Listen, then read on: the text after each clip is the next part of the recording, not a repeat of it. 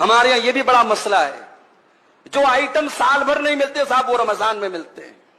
مسلمانوں کے علاقوں میں چلے جاؤ تو ایسا لگتا ہے یہ قوم کھانے کے لیے پیدا ہوئی ہے۔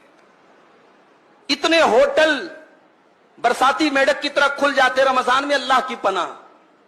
ہم نے رمضان کا مطلب ہی بدل ڈالا میرے بھائی۔ رمضان اپنے آپ کو، اپنے پیٹ کو صحیح کرنے کا مہینہ تھا، ہم نے پیٹ کو خراب کرنے کا مہینہ بنا دیا۔ اتنا کھاتے ہیں لوگ، اللہ کی پناہ ہے۔ اللہ کے واسطے رمضان کا مقصد مت ختم کیجئے میرے بھائی، رمضان کی روحانیت مت ختم کیجئے۔ رمضان یہ طرح طرح کی کھانے اور پکوان کی کہ جو ہے تنوع اور ویرائٹی کا مہینہ نہیں ہے۔ اور بڑے ظالم ہیں وہ لوگ جو اپنے گھر کی عورتوں کو تراویح کی نماز اور تہجد کی نماز اور قرآن کی تلاوت سے محروم کر کے آرڈر لگا دیتے ہیں، تجھے یہ بنانا، تجھے یہ بنانا، تجھے یہ بنانا۔ اللہ کے بندے، تو بیٹھ کر کے رمضان میں عبادت کر رہا ہے اور تیری بیوی بیٹھ کر کے دن بھر کچن میں جو ہے وہ اس کو تو نے جھونک دیا ہے، یہ ظلم ہے عورت کے اوپر۔